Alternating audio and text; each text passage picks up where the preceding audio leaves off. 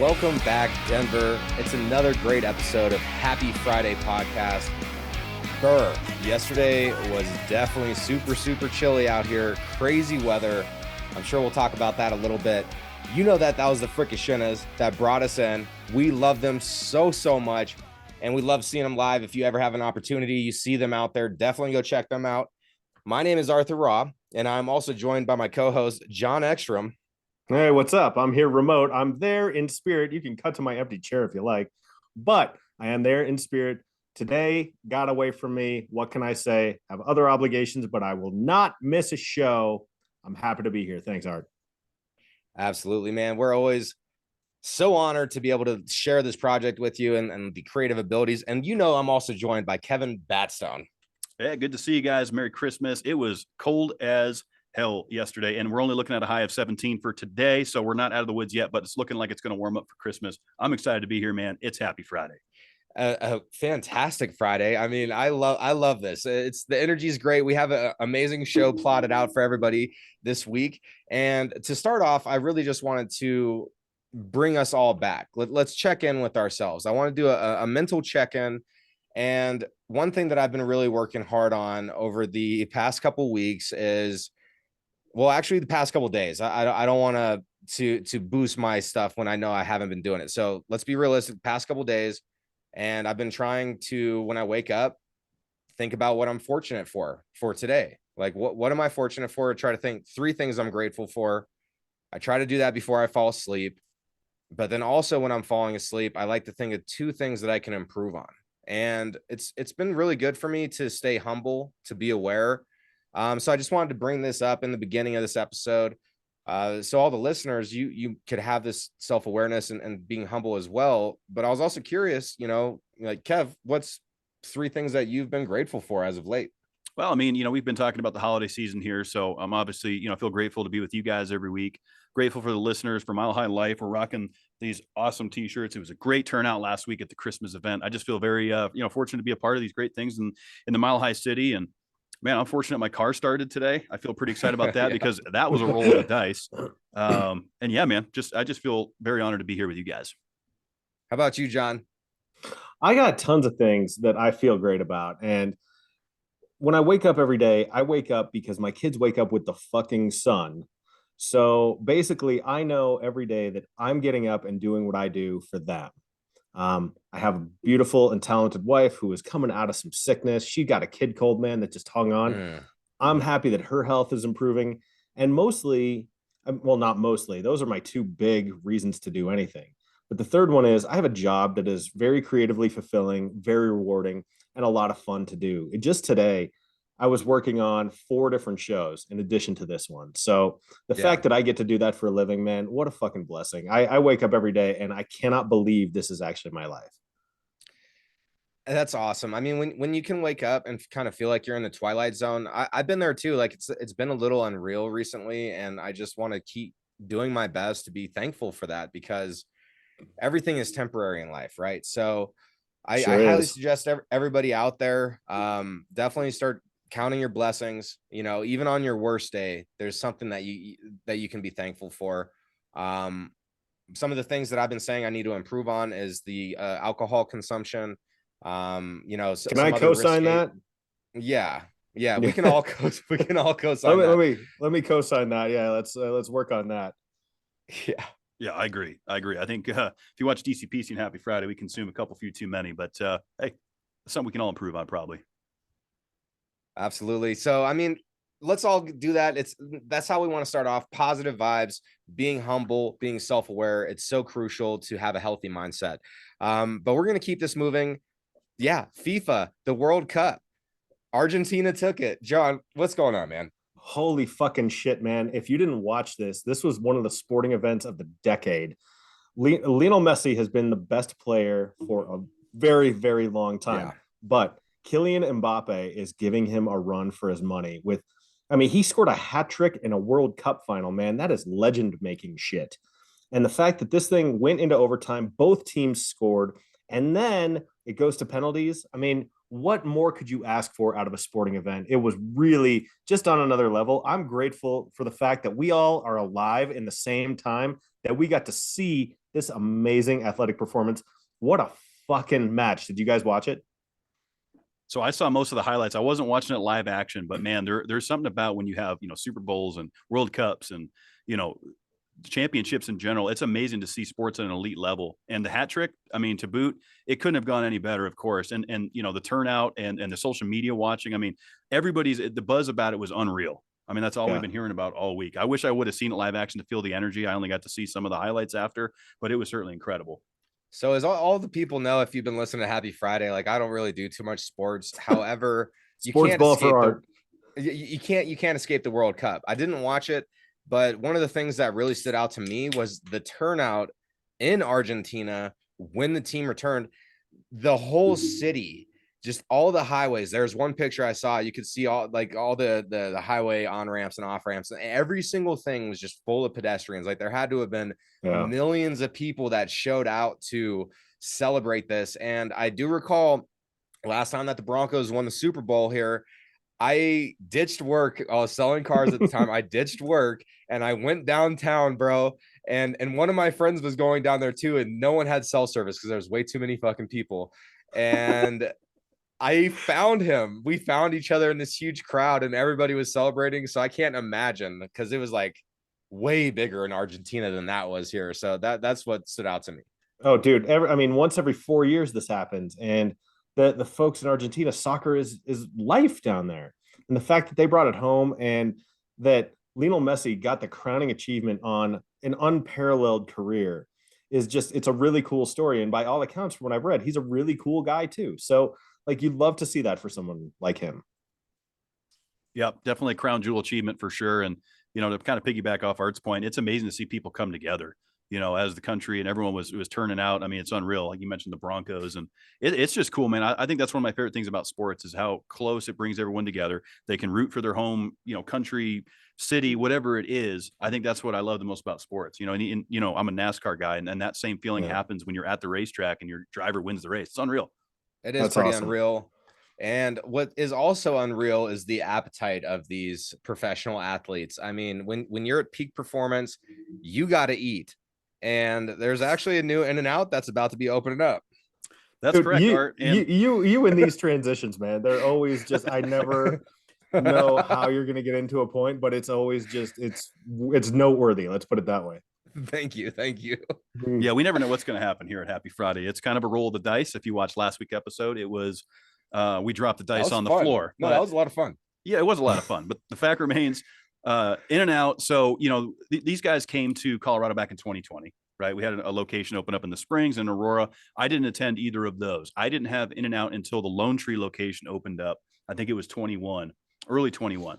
So we've had them around, the state of Colorado, but in the city limits of Denver, this will be the first brick and mortar for In-N-Out. I don't know, because everything's usually 5 blocks away from you, John, but this is up just north of I-70 is where this location is going to go. So I don't know how, if that's a hop, skip, and a jump or not, but no, that's not far, man, because I used to live both in Central Park and then in Park Hill. And so like, that's the Target I go to. That's the Walmart. It's not far from where my kids do gymnastics.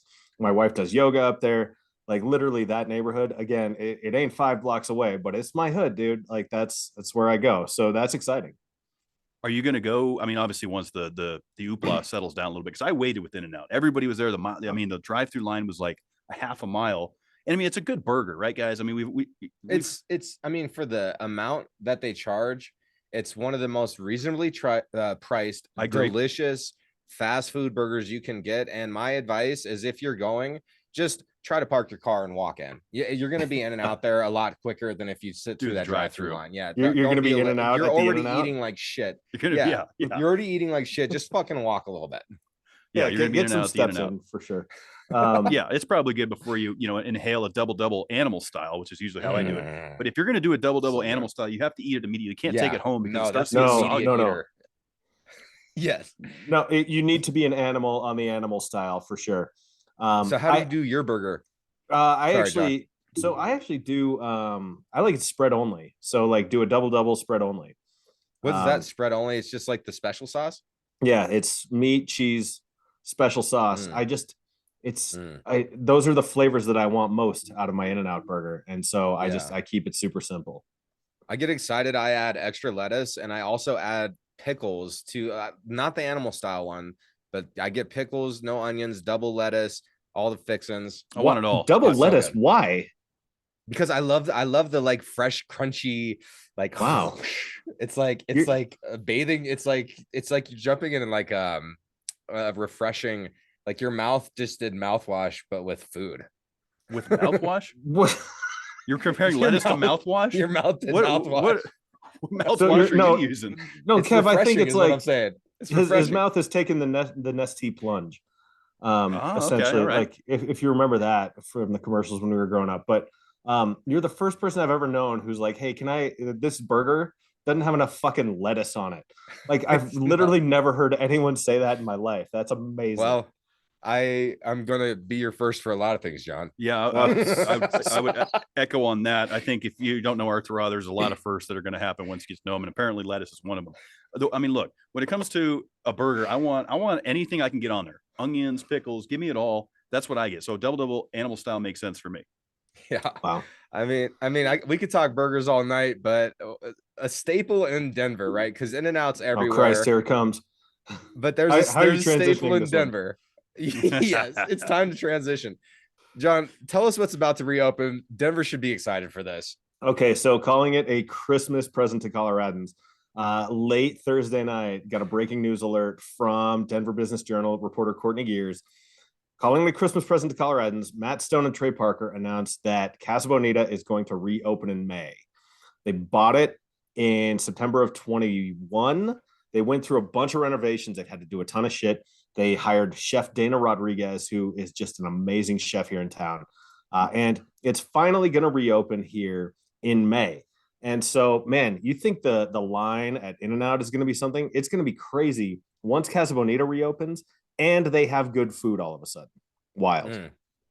And then they have a diver there too. Like they had, Oh I yeah, know they did cliff that when I divers. was a kid. Like people would be diving off, and like what kind of restaurant? I never got to experience it. I heard a lot of stories, and obviously being a fan of South Park growing up, they kind of got at it a little bit. But I've only heard like all you guys, That's all a the great Denver episode, natives. by the way. It really is.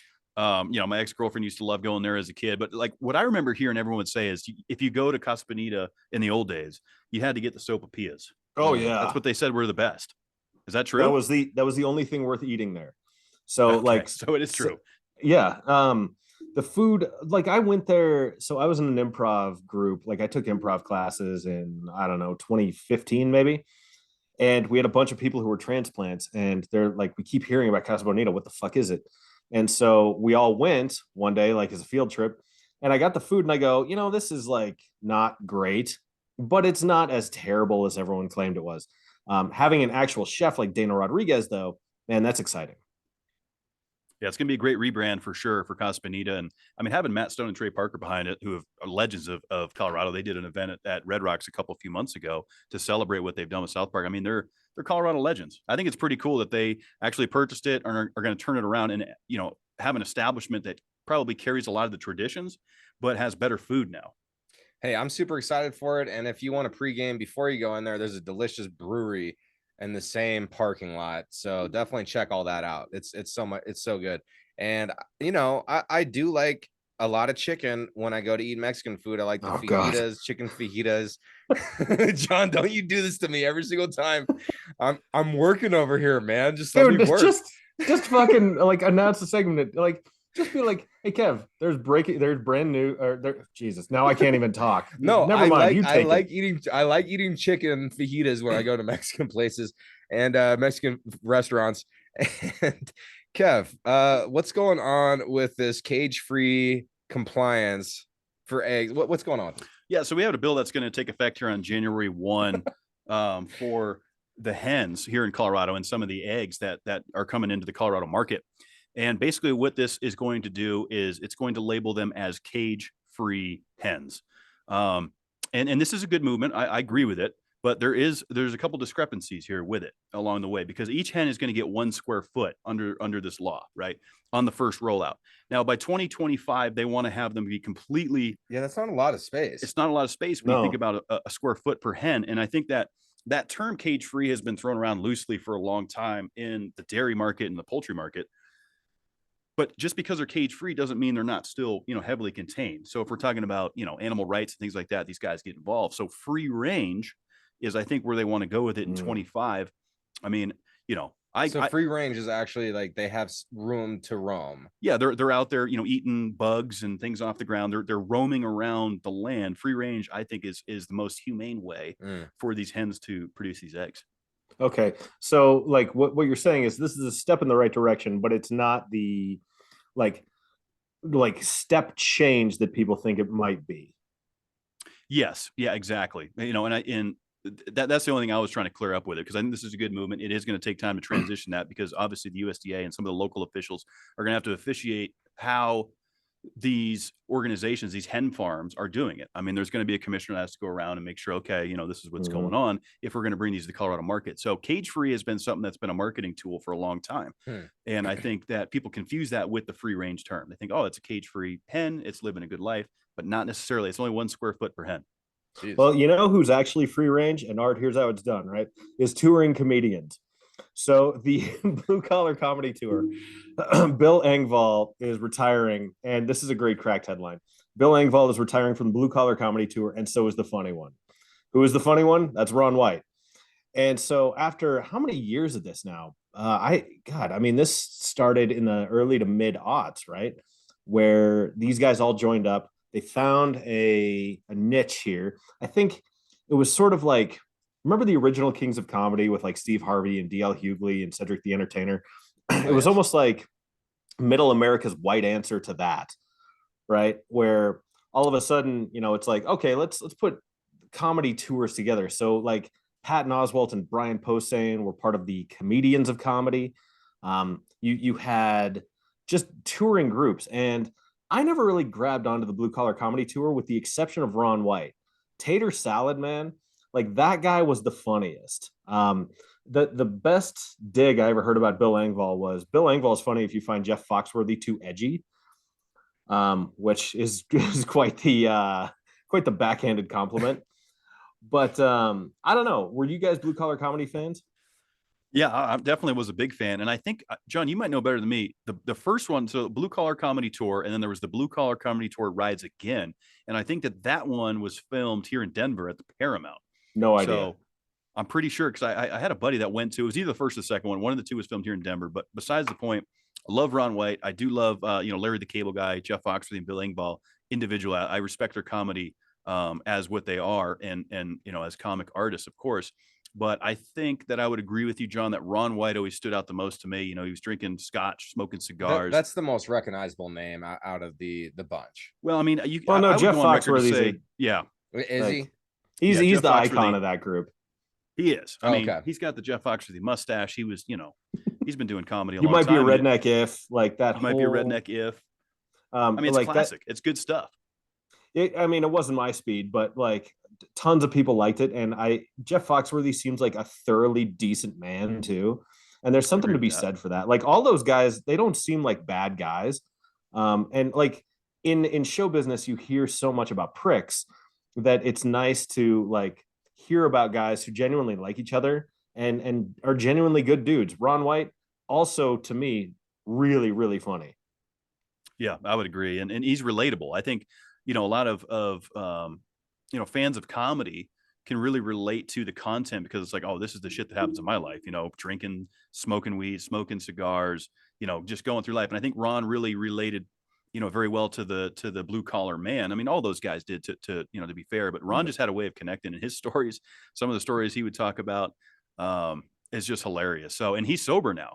Ron White got off the scotch, and he's a sober man. I listened to him on Joe Rogan and with Tom Segura. And it's funny because he got sober right as he signed a deal, basically to fund and market a new tequila. So I think that's kind of just an ironic deal. He's like, I'm gonna get sober, but I'm gonna launch a tequila. Yeah. Do you think he ever tasted it? Like, I mean, he had to have at least, right? Like you have to, if you're going to sell it, like you're going to put your name on something, like you at least want to try it, right? You would hope. You'd think. Yeah, one would assume. Yeah. So one would also assume when you take a poll on Twitter and ask if you should step down as the leader, that you would then do so. What's going on, Kev? Well, we know, Elon Musk bought Twitter a few months ago and has been, having some fun over there. To say the least. Yeah, to say the least. I think Elon likes to have a lot of fun with things.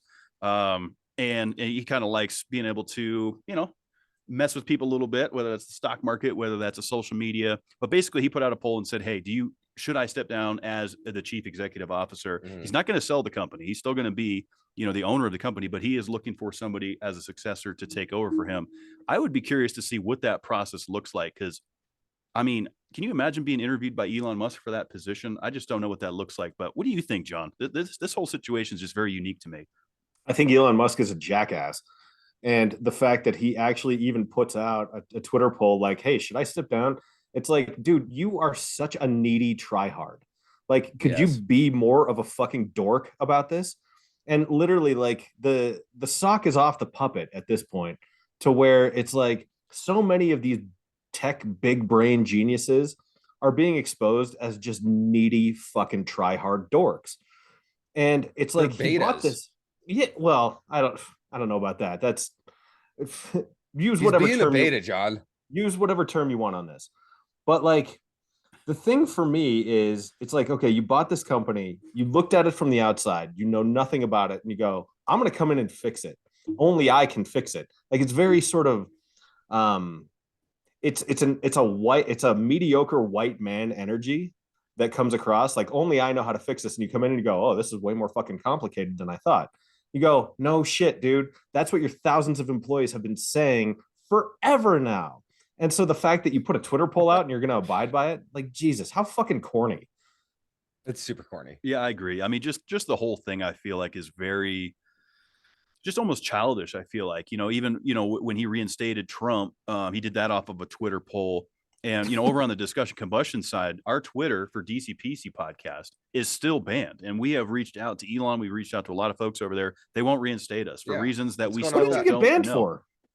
We don't know. They wouldn't give us any explanation. It was just the usual, you violated Twitter guidelines. And all I can tell you guys is, on the discussion combustion side, the only thing that was ever posted on there was each episode every week, just like we do, on Happy Friday. So, fortunately, Happy Friday Den is still a thing on Twitter, so follow us over there. Everybody, totally maybe not after my comments here, but Elon's gonna be like, "Fuck you guys." Yeah, right. If he listens to us, and it's so silly. That'll be a huge boost for us. Yeah, it would. And but to go into your points, though, John, it's like, why, when you're in this position in life, you're successful, you have the ability to, change the stock market, like, you have this power. Like, why do you need to have all this feedback? Like, why can't you just enjoy your life? Like, it's like he's like trying to stay relevant or something. I don't know what's going on with it. The whole thing is just mystifying to me personally, looking at it from the outside. Thankfully, I don't have to worry about it that much. I'm not a heavy Twitter user. But I think ultimately it's probably going to be for the best if someone else does run it, someone else who's a little bit less needy for public validation, and someone more interested in just keeping the trains running on time. Yeah, I think you hit the nail on the head with that one, John. It's just, as far as summing up Elon Musk as a person, I think that there is something there that needs continued validation. I mean, give respect where respect's due. He's not my favorite person in the world, but he certainly found his place and is the richest man in the world and has a lot of power. But moving on from that, Twitter did fuck us over on the DCPC side. On Happy Friday, we still are over there, so follow us on Twitter. Please do. And John, we're talking smart people, extremely smart people. What you got next? So, are we though? Like, are we really? No, we are now though. Now we are. Okay. We're transitioning to smart, extremely smart people. All right, perfect. So, one of the things you guys may not know about me, I know Kevin and Art, you do, but for anyone listening, I start my day by reading a lot of newspaper clippings. That's just part of what I do as a communications professional. And in the Deseret News, which is actually owned by the Mormon Church out of Salt Lake City, they ran a profile, or like a remembrance, of this guy, Kim Peek. He was a mega savant. And he was kind of loosely the basis for Rain Man. And because he wasn't autistic, Like that's the big misconception. Rain Man got a lot wrong about autism, but it did open up some conversations about autism, which I think over the long term are valuable, even though Rain Man misfired in a lot of ways. But, and by the way, one of my favorite movies. From the article, one of the things they said is he could tell you the zip code for any city in the United States.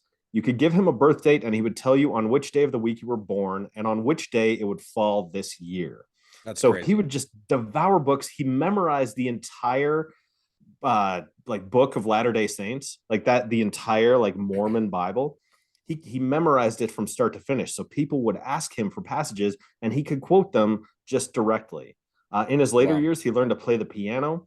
It's a fascinating profile. We'll have a link to it in the show notes. But I know you guys read it or at least like read through it. Kev, I Yeah. know you're a fan of Rain Man. What did you guys think? Yeah, I'm a huge fan of Rain Man, so I agree with you there. I always think 400 Oak Street, Kmart, got to get my undies.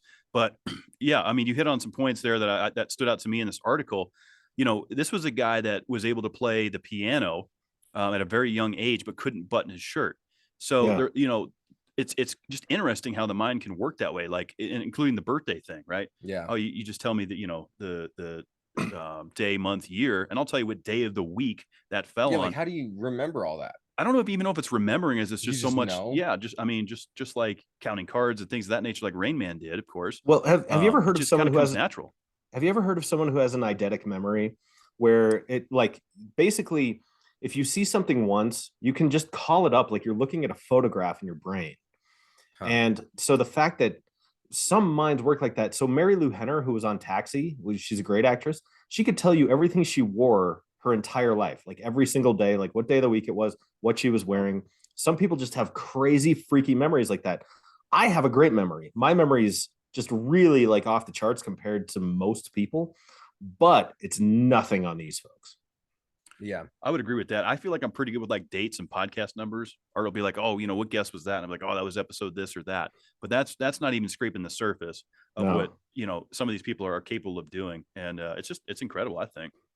Yeah, I don't host any of those capabilities. My special abilities more are within the acknowledgement of my difficulties in life. And so to be that talented is something to think about, but I do find it really interesting how there is that polar difference and having a hard time buttoning a shirt or putting on a belt, or you mentioned Albert Einstein had issues tying his shoes or something. Yeah, I mean, or something like that. Like, it's like, how, why, like, there's so many variations to the human mind, and I guess that's what makes this experience beautiful, is appreciating all the different people and having respect for people that aren't alike you or me or whoever out there. Like, we're all unique in our own way, but we're all also the same, so that's how I'll wrap up that. I think it's super cool though, and what an interesting article. I mean, just to remember these people that, I mean, even Stephen Hawking's, like, I feel like was so talented and came up with like all these time travel theories and like black hole and all this different stuff, and it's just mind-boggling. But you have people out there that are really just in tune with intuition, I believe, is giving them these answers that are absolutely correct. It's just Well, interesting. his gifts were different. I mean, Kim Peek was taken care of by his father for his entire life. His father would bathe and dress him every single day. I mean, you're talking about a grown ass man. And so, like, that's got to be unbelievably difficult for his caregiver. Yet his talent is undeniable, and it's fun to look at. I mean, it's almost like a parlor trick where it's like, hey, what day of the week was it? September 16th, 1946, right? Mm-hmm. Like, and he can just tell you, and you go, wow, that, like, what a freaky thing. Also, I don't know that I'm strong enough to take care of someone with that level of disability. You know what I mean? Yeah, that's a good point It's a too. huge commitment. It is a big commitment for sure, but it would, it's kind of like what Hangover did a spinoff of Rain Man a little bit with Zach Galifianakis, but that would be a cool bar trick. Like, yeah, name a city, give you the zip code, tell me your birth date, I'll tell you the day of the week. Bet Yeah, and start betting beers on it. Betting totally. beers. I love doing bets, but one thing you can bet on is Christmas is right here, right? It's coming up, so we wanted to get a little festive. Um, 5 great holiday drinks to enjoy while the weather is cold. And we all know in Denver, it's been for reason. It's been fucking cold. Yes. Yeah. Yeah. I mean, look, I didn't even walk. I didn't even walk on Thursday. I usually walk several miles every single day. I'm like, I'm not risking frostbite on that day. Weren't But you lunatics up on the roof on Wednesday night though? Yeah, yes, yeah. yeah. What the We hell had to is feel it wrong come with in. you? Well, so I'm gonna go ahead and blame that one on Whiskey. whiskey. Oh, God. Okay. Yes. You can blame many decisions on whiskey. Understood. Say no more. Yeah. So if you're looking forward to staying warm, check out our show notes. Please do that because there's going to be a link for this with all the ingredients, how to make this. I'm not going to list all the ingredients, but I'm going to tell you these 5 drinks. First one is interesting to me. It's red wine hot chocolate. I mean, what are y'all's thoughts on red wine hot chocolate? And have you ever had a red wine and Coca-Cola 50-50 mix? I'm curious. No to the second question, and on the first one, I haven't tasted, the red wine mix, but I don't think it is for me. I understand why on the palate it could work. Yeah. You're going with something dry, I something a get little it. bitter, and you're balancing it with something a little sweeter. I mean, I kind of get that aspect, but it's not something I want to try, John. No, I mean, have you ever had dark chocolate, like a bite of dark chocolate with red wine? It's delightful. It's like it's Actually, really good. yeah. They do. So pair. I mean, so I understand it in the abstract. Again, dude, we're talking about hot liquor. Like, I cannot wait till winter's over and we can stop talking about hot liquor. I Like, agree. I mean, I'll drink sake during the summertime, hot sake during hot sake summer, baby. yeah, I mean, I like sake. We've covered this. Just not hot for me. So red wine, hot chocolate. I will drink those separately, not together. I'm also I don't need the Reese's energy here, you know. Have you ever had a Coke, half red wine? I have not. That sounds vile. So I actually, the first time I ever tried it was in Jamaica. One of the people in the party recommended it, and bro, I drank that the rest of the night. It was pretty decent. Okay, It's a so lot of sugar. I mean, look, Dude, I haven't You wanna drank a try it? soda since 2017. Okay. So like really, I John? don't need but to you're start looking now. great. Not You're one looking soda. great, man. No. Well, one, I Wow. think I had a little stomach flu and my wife picked me up a Sprite from McDonald's, but that's the only one. And I couldn't even tell you what year that was. Yeah. Wow. Kev, what's the next hot drink? It's something delicious, Art. No, it's hot dole, and I just asked somebody else because I know I'm gonna fuck up saying this. Dulce Hot- de leche. Which is Thank which you. is a fancy way of saying caramel. Oh, is it? Yeah. It's the So Spanish way whatever. of saying caramel, yes. So whatever that Yeah, is, yeah. Food Network provided that. You also have a white chocolate chai, also provided by Food Network. The slow cooker cranberry apple cider. That one sounds pretty good. That's the Recipe Rebel provided that. And then there's also burnt honey gingerbread latte, National Honey Board. I don't know about that one. Yeah. I don't know about- I don't know about I any like of honey. those. Like, yeah. Okay, I mean, so if you're drinking one of those, which one are you gonna drink? You have to pick one. oh God. Um, Okay. I'm gonna go with I'm gonna go with the hot dulce de leche. yeah. I don't much care for white chocolate, but when I started going to coffee shops in high school, I used to get chai, and my friend used to order it with half and half and chocolate, Okay. and that was pretty good. So like white chocolate, not my favorite type of chocolate, but like I'll drink a chai. Chai is great. Chai is good. I'm going with the apple cider one. The slow cooker cranberry apple cider sounds delicious. I do All love I some can apple think- cider. All I can think of is The Simpsons, where Flanders is explaining to Homer the difference between cider and juice. He's like, if it's tangy and brown, you're in cider town. If it's clear and yellow, you got juice there, fella. Now, in Canada, the whole thing's reversed. And Homer goes, oh, God, you can stay here and listen to this, but I'm leaving. And his brain floats out of his body and Homer falls down. That's great. That's the long way of me saying I don't much care for cider. Yeah, I liked it a lot more growing up because I actually worked on an apple farm in New England, but they're at the Valor's farm and we made cider up there. But I would drink so much of it that it would basically work as a laxative. TMI, Oh, dear. But you drink enough cider, and you have issues in the rear end. That'll clean it up. But you know what else is the going to pipes. clean up? Gross. You know what else is going to clean up? What we're doing this weekend. What's everybody doing this weekend? It's a holiday weekend. I hope everybody's doing something fun. So we came up with a list of things that you can do. I mean, first thing that we could do this weekend is just, hang in the corner and drink our favorite beverage while watching the family dynamic unfold. Whatever Yeah. that means. We could also give your loved ones a real long hug. And I'm talking about a real hug that lasts over 8 seconds and you get those endorphins going. So You it's have obvious that done Art, that to me against my will. And you felt the endorphins, correct? I must have. I've been dealing with it for a long, long time. John, I want to give you a hug tonight, and I'm so sad that you're not here to feel my warm embrace. Well, what can I say? Tough titty.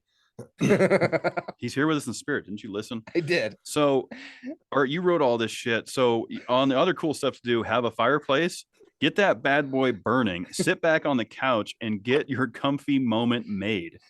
That's a nice thing to do this weekend, I guess, guys. What else we got, John? I don't care. That's so funny. Art, you wrote all this shit. God damn. So basically, help out. Okay, here's the deal.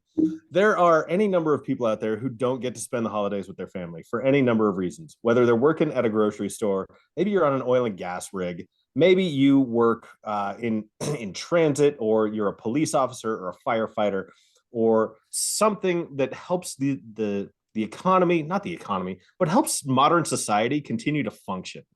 And the fact Essential that workers. you do that, thank you for that. You are away from your families, you are sacrificing, but you are making things go. And so, Art, what you wrote, which does land with me, like, help out around the house, like do the dishes, shovel the snow, like just be productive, be helpful, connect with whoever you can connect with, and let's just spread some goodwill and good cheer. That is the actual spirit of the season. If we can all do that just a little bit more, not just on the holiday, but always, then I think we'll be better. Yeah, I agree with that. 100%. I worked in the grocery business for a long time, so I have a lot of respect for these guys that are out there putting it in. A lot of stores do close down early, but the fact remains they still have to give up some of their time while everyone else is enjoying, cookies and milk and some family time. These guys are out there getting it. So I think that's worthy of a nod of the hat for sure. And if you're honestly, someone, sorry, go ahead, Art. Oh, well, I just want to shout out to all the people that work for waste management in Denver. I mean, all those people, like, they keep the city clean. They keep us all together. Like, if it wasn't for that, like, my dad growing up, he's the one who taught me this. He would always tip the garbage men. He would see when they pull up, he would throw them a 5, a 10, whatever. And occasionally he'd throw some big shit away, but he appreciated them. And to appreciate people, and I love the point that you made there, John, so I want to echo that. This should be done daily. It's not a holiday thing, just like with like Valentine's Day. Like, that doesn't need to be done on one day. Like, you can love your significant other you do that as a lifestyle thing. Yeah, 100%. And if you're someone who doesn't celebrate Christmas, which is coming up on Sunday, maybe you do Jewish Christmas, maybe you get Chinese food and go see a movie, and good for you. Enjoy the day in whatever way you want to enjoy it. We're certainly not going to judge it. But we hope whatever you choose to do is fulfilling and filled with joy. And I'll give one more plug. It is after Christmas, 12/27, the Roots are playing the Mission Ballroom. So if you haven't gotten yourself a Christmas gift yet, do that. Go see that show, because I've only seen the Roots. I went and saw taping at Jimmy Fallon. You get a miniature Roots concert. It is so fucking good. Those guys are unbelievably talented. That's the only other plug we'll give. Yeah, that's awesome. Go out there, see some good music. Yeah, the Roots are Roots are fantastic. I mean, if my schedule fit, I would definitely go attend that at the Mission Ballroom. Definitely a fun place to see some music. So before Art, you close the show out, just want to wish everybody a very Merry Christmas and enjoy your time this weekend. Be safe, be good to yourselves, and enjoy. Absolutely. Thank you so much for tuning in to another great episode of Happy Friday. You make it great. All the participation we appreciate. You can email us. You could a big thing would be to give us a quick like, give us a subscribe, and definitely check out Mile High Life. We are repping the shirts tonight, and with Mile High Life, they have so many awesome Colorado podcasts that they're repping. Check us out everywhere. We love you, and we love the Fricashinas. Let's go.